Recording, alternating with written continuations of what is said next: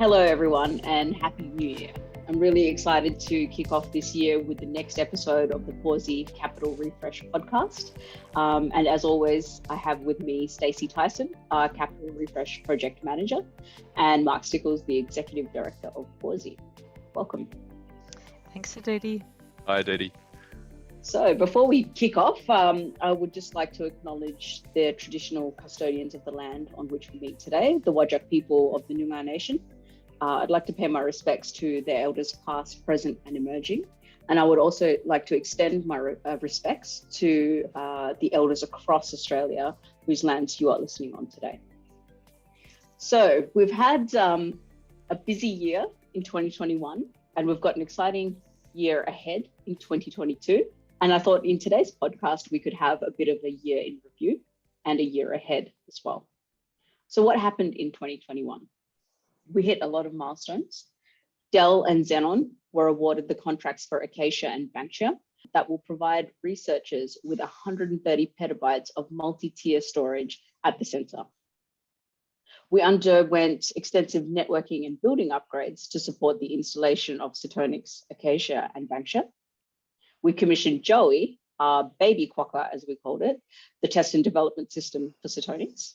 And we kicked off the PACER program at the center, which included some major achievements. Liam Scarlett, a future PACER project postdoc, was named the ExxonMobil Student Scientist of the Year for his work in developing a theory and a suite of computer programs that is capable of producing the most detailed database of electron-molecule reactions probabilities today. PACER's principal investigator of the XS project, Dr. Giuseppe Barca, and his team set a world record for quantum chemical calculations on supercomputers to predict the chemical reactions and physical properties of molecular systems with tens of thousands of atoms. This was back in October 2021. And the inaugural PACER conference kicked off, PCon, which was probably the most exciting for us, where we had an international range of speakers come together to discuss high performance computing topics, hardware and data topics, as well as some closed sessions with the PACER researchers as well. One of our biggest milestones was, of course, welcoming the arrival of phase 1 of Setonix, Pawsey's new HPE Cray X supercomputer. And we had the pleasure of hosting Margaret Whitehurst, a Wajiri Yamaji artist who designed the artwork that is on Setonix and on Magnus. And we were able to welcome her at the center where she signed the artwork on Setonix as well. And on the topic of the arrival of phase 1 of Setonix, at the end of last year, we also announced the successful applicants who will now receive allocations on Setonix in 2022. So as I mentioned, that was a really big year. And I think we also have a fairly big year ahead of us as well as we continue to deliver on our systems. Setonix marks a change in Pawsey's supercomputing firepower.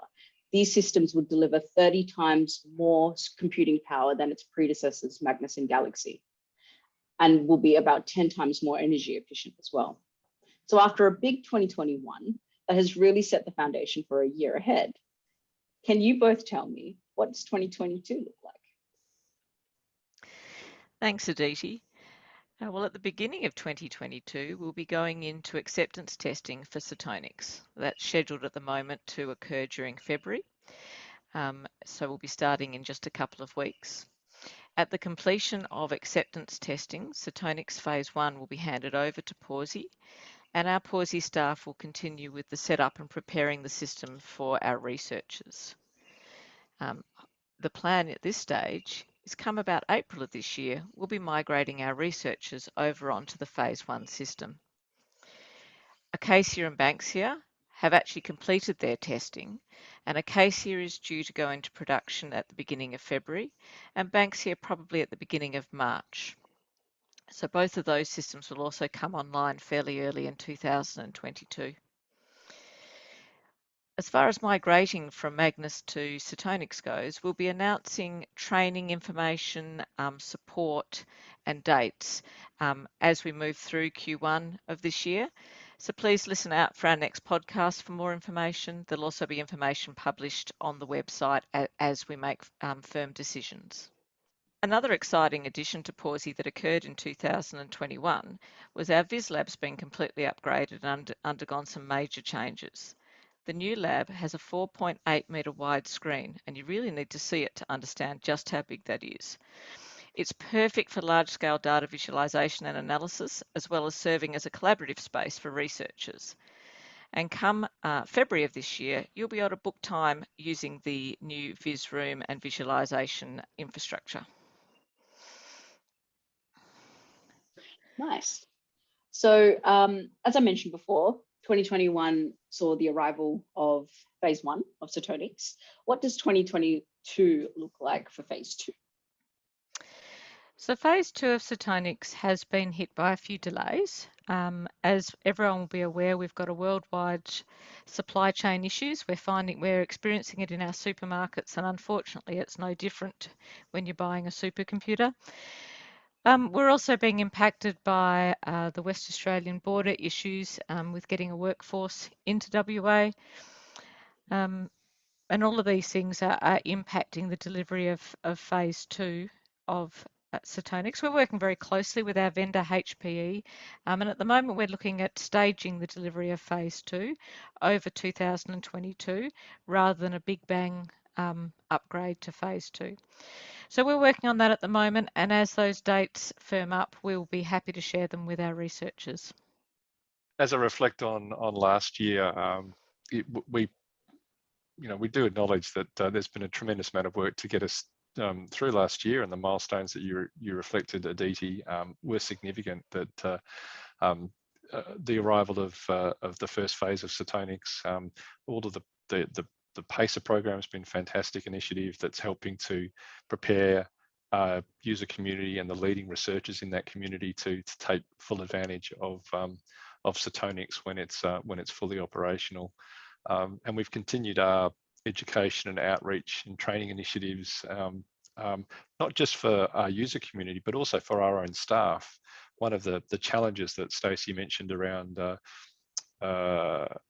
getting in and out of the country and some of the restrictions, the necessary restrictions we've had around travel because of COVID, have meant that we've asked a lot of our colleagues to work with HPE as our major supplier to train and skill up our own staff to support the process, and we have to continue that exercise into this year. The supply chain issues are significant. I think that's, as Stacey mentioned, it's affecting all industries, but the well-documented silicon shortage is not just a shortage in supply, but it also reflects the growing demand for the technology in all aspects of our lives. So it's not that just building supercomputers require a lot of silicon and hardware, but we're industry and automation and sensing technologies in all sorts of aspects of our lives are changing the demand and supply profiles for this technology. So a challenging time. There's been tremendous goodwill I think at Pawsey and in our user community as we've kept them as up to speed in this as we can. And as Stacey mentioned, there'll be continued communications with our user community and wider stakeholder community about the staged migration to phase 2 of Setonix. So Setonix, as it meets the demands of the National Merit Scheme allocations that were approved late last year, we'll communicate with the key users over access and the configuration of phase 2 through the course of the year. We are doing other interesting things at the same time. So the visualization systems that have been upgraded, having them on stream and available through February and onwards is a tremendous addition to Pawsey. On that, I think a really cool project that isn't quite capital refresh, but impacts on the researchers and the users migrating across to Setonix. A cool little project that we're doing is kind of refurbishing our engagement space so that we can deliver some really cool training and engagement in some state-of-the-art ways that we haven't been able to do before. Mark, I know you're working on that project. Do you want to tell us a little bit more about it? Yeah, well, as a result of some of the management of the funds around both the capital refresh and other support that Pawsey gets from its partners and the Australian and West Australian government, we've been able to purpose some funds towards a refurbishment of some aspects of our engagement space. Some of that's enabled by technology and improvements to the vis room, so we can turn the room around and take advantage of different orientations of screens and use some different technology, so that we can both do things on site and in a hybrid way, and also support the increased number of people that want to come and visit Pawsey and use us as a potential co-working space, or to have tours and see what's happening at Pawsey. It'll be very limited in terms of being able to get people into the white space, and we've tried to improve our virtual tours and those sorts of things, but one of the improvements we'll make is in our viewing space, so that we can actually show what's going on with Setonix as it scales this over the course of this year, and you'll be able to see that and perhaps do some co-working while you're here and take advantage of some of the other improvements. We're hoping to expand some of the space as well, but we've got to make that operate within some tight budget constraints. I note, just as most markets around Australia, the construction industry is facing supply shortages and technical shortages. Well, and labour shortages. We're not immune from that as well, and so we're very conscious of that in this project. But looking forward to updates on that, and hoping to have that completed by the middle of the year, Aditi. That's awesome. I think that's a really good high-level overview of Pawsey in 2022. We have a big year ahead of us. There's lots on. Really exciting that, just to kind of recap a little bit, it's really exciting to hear that phase 1 is coming to completion, and researchers are going to be able to access and migrate across really soon. And with that, we've got a whole suite of new documentation and training and engagement that we will be running soon in the coming months for our researchers, including, like I said, training programs, access to our visualization space, hopefully new sorts of engagement that we can do over the year as well. It's really nice to hear as well that it may not be nice to hear that we're impacted by COVID and some of the supply chain issues that are going on across the world.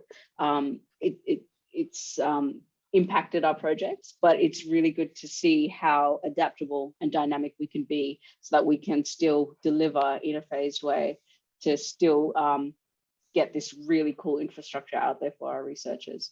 I'm really excited to hear that we have those plans in place. Yeah, and I think that's.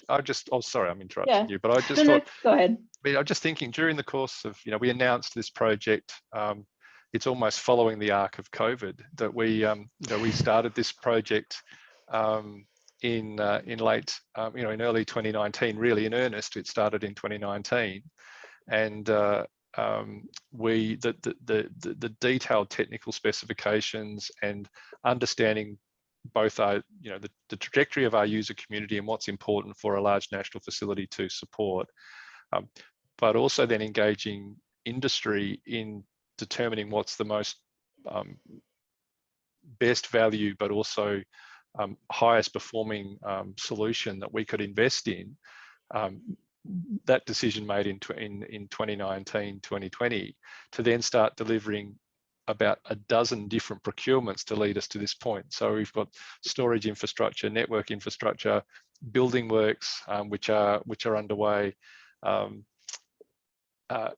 allied systems that support radio astronomy, so to ingest data from different telescope infrastructure hundreds of kilometers away. There's been many great milestones that I think we've delivered over the course of the last 2 years. That we're moving through COVID at the same time is an absolute credit to the staff and to our partners and contractors who've continue to sort of take a lot of this in their stride. Sometimes we've had to take a couple of steps sideways and come creatively around to solutions, but we aren't buying something that's off the shelf. We're actually building, in this case, Australian first, and in some areas, world first sort of technology and working with very much leading edge suppliers and partners. So it's an exciting time, and I think 2022's got some challenges ahead of us, but we've got some great milestones that I'm sure we'll deliver. Absolutely, and I think that's a testament to the people that are working on this. So we've got incredible Capital Refresh project manager Stacy. I'm going to put that out there, and then as well as the various boards and the staff that have been working hard, like you said, since 2019, when we were going through the technical process as well, who have just done an incredible job. So we've got various governance groups and supporting reference groups for this, but what I will do is just give a shout out, and he'll hate this. So Paul Nichols is a long-serving Pawsey board member, and he's chaired the overarching governance board that manages governance and oversight for this Capital Refresh project since its inception. And he has in January announced he would accepted a position at the University of Queensland as Director of External Engagement for that university, and so completed his term then with the Pawsey board and with this process. So on behalf of all of us, on behalf of Stacy and the project team and myself and all at Pawsey, we'd like to publicly thank Paul for his investment and contribution in the project. He's had a long involvement in Pawsey and very committed to our success, and we'll continue to share that success with him while he's on the other side of the country during the course of this year. Nice. Thanks for that, Mark. I think that's a really nice acknowledgement of a lot of Paul's work over the years. And previous acting director of Pawsey as well. He has. I think also had a hand in securing our first Margaret Whitehurst partnership. So I'll give him a credit in that area as well. Just for those that might be interested in detail, the project itself has contractual relationships with obviously the Commonwealth Government, with Curtin University, and with CSIRO to lead the procurement and the processes around that. So all of those things remain as they are, but we do acknowledge that Paul's been a very important guide for us and counsel on these sorts of governance matters over the last couple of years. Yeah, absolutely. And I think that's a nice little note to wrap up on as well. So Paul, if you're listening, I hope you are, best wishes from all of us here at Pawsey. And for everyone else who is listening to this, thank you for listening. Our next podcast will be out in March, and we will be focusing on migration and training. As I alluded to, you'll hear 2 new voices to this podcast. You will still have me on there, unfortunately, but you have some nicer voices as well. And if you would like to share this podcast with anyone, you can find it on YouTube, Apple Podcasts, Google Podcasts, and Spotify as well. So until next time, thank you very much, Mark and Stacey.